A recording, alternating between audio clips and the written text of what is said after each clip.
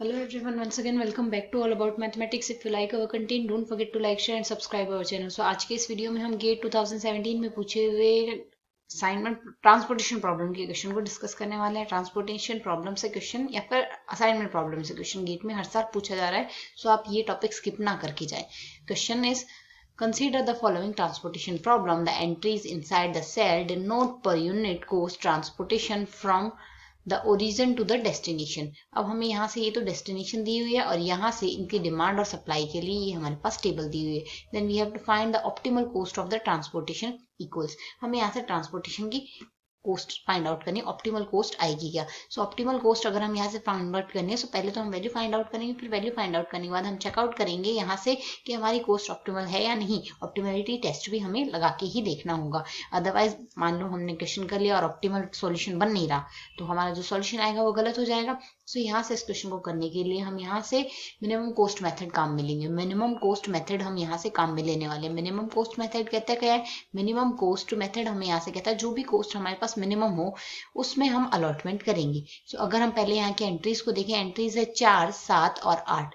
Similarly यहाँ से entries है 3, 10 और 9 और इसकी एंट्री है हमारे पास 6, 5 और 7। और सप्लाई अगर हम यहाँ से राइट आउट करें, सप्लाई क्या दी हुई है 20, 30 और 50, ये हमारे पास यहाँ से सप्लाई है। और डिमांड हम यहाँ से देखें तो डिमांड हमें यहाँ से गिवन है क्वेश्चन में 60, 10, 30 और 60। सो अगर हम यहाँ से इनका सम देखें, डिमांड और सप्लाई का सम हमारे पास सेम आ रहा है, तो यहाँ से हमारे पास जो प्रॉब्लम है बैलेंस्ड प्रॉब्लम तो है। अब हमने अलॉटमेंट करना है। अब मिनिमम एलिमेंट हमारे पास यहाँ से क्या है, जैसा कि हम यहाँ से देख सकते हैं, डिमांड और सप्लाई को इग्नोर करके देखें तो मिनिमम एलिमेंट हमारे पास यहाँ से 3 है। इस 3 में अलॉटमेंट करेंगे। इसकी डिमांड तो हमारे पास 30 की है बट सप्लाई 20 की है, तो जो इनमें मिनिमम होगा वो अलॉटमेंट होगा। 20 का यहाँ से अलॉटमेंट हो जाएगा। जैसे यहाँ से 20 का अलॉटमेंट होगा हमारे पास यहाँ से ये फर्स्ट रो कंप्लीटली डिस्कार्ड होगी। फर्स्ट रो हमने यहाँ से डिस्कार्ड कर देनी है। फर्स्ट रो डिस्कार्ड होने के बाद अब अगर हम यहाँ से देखें, डिमांड हमारे पास यहाँ से कितनी रहेगी, इसकी डिमांड हमारे पास यहाँ से रहेगी 20 की डिमांड यहाँ से पूरी हो चुकी है। सो ओवरऑल इसकी डिमांड 30 माइनस 20 इक्वल्स टू 10 रहेगी। अब डिमांड हम 10 से टारगेट करेंगे। अब हम मिनिमम एलिमेंट देंगे। फर्स्ट रो के सारे एलिमेंट क्रॉस हो चुके हैं।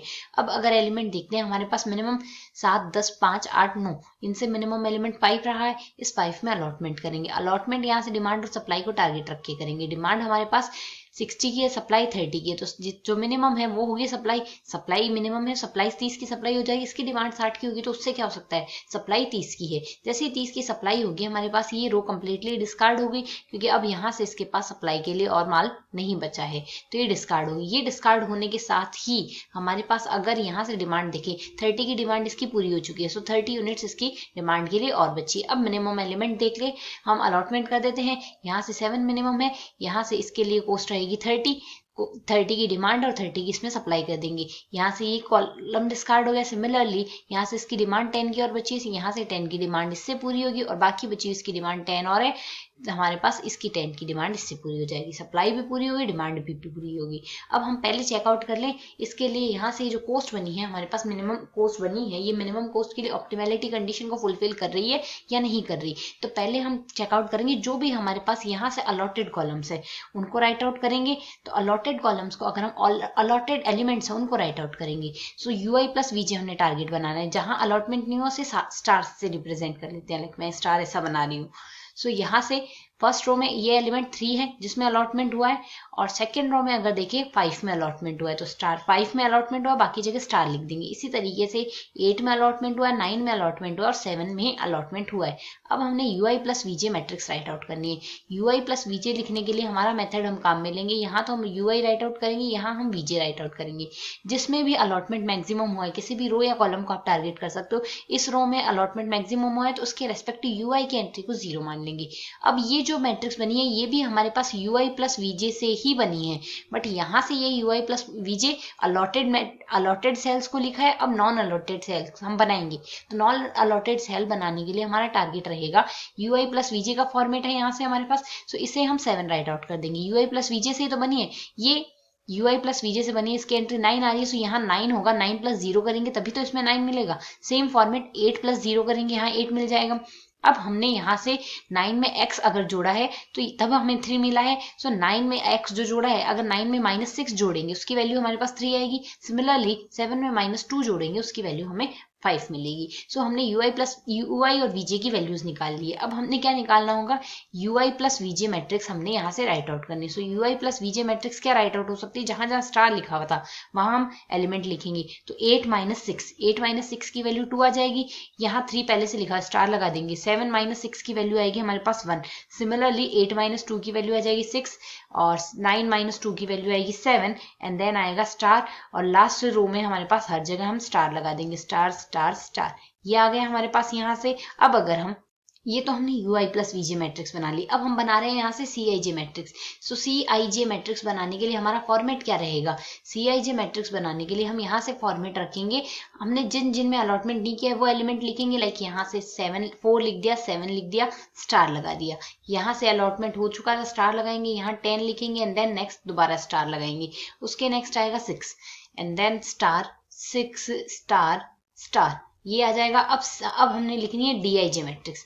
तो dij मैट्रिक्स लिखने का फॉर्मेट हमारे पास रहेगा dij इक्वल्स टू हम यहाँ से लिखेंगे cij minus ui plus vj matrix, ये रहेगी। तो रेस्पेक्टिव एंट्रीज को माइनस कर दें तो dij मैट्रिक्स हमारे पास यहाँ से क्या बन जाएगी, dij equals to write out की जा सकती है cij minus ui plus vj। So 4 minus 2 करेंगे, 2 आ जाएगा स्टार। 6 माइनस 1 इक्वल्स टू 5 आ गया। नेक्स्ट 7 माइनस 6, 7 माइनस 6 की वैल्यू 1 आएगी, 10 माइनस 7 की वैल्यू 3 आएगी एंड देन सारी जगह स्टार आएगा। अब जैसा कि हम देख सकते हैं सारी जो dij के एलिमेंट है, फॉर ऑल dij की जो एंट्रीज है, वो dij की हमने जो एंट्रीज लिखी है वो हमारे पास ग्रेटर देन इक्वल्स टू 0 आ रही है, ग्रेटर देन 0 आ रही है। अगर इक्वल्स टू 0 आए तो जो ऑप्टिमल सॉल्यूशन वैसा ही एक और ऑप्टिमल सॉल्यूशन मिल सकता है। ग्रेटर देन 0 का मतलब यूनिक ऑप्टिमल सॉल्यूशन है और जो सॉल्यूशन आ रहा है वो ऑप्टिमल आ रहा है। सो अब हमने फाइंड आउट करना है इसके लिए मिनिमम कॉस्ट हमारे पास बनेगी क्या। तो मिनिमम कॉस्ट अगर फाइंड आउट करेंगे, इसकी कॉस्ट अगर हम यहाँ से राइट आउट करें तो इसकी कॉस्ट हमारे पास यहाँ से लिखी जा सकती है minimum cost equals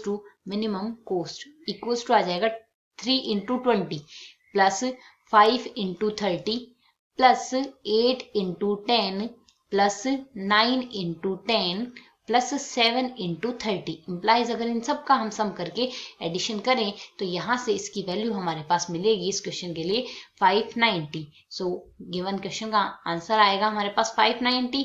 so the optimal cost for the transportation problem is 590 is the required solution. I hope you understand the explanation. Thanks for watching.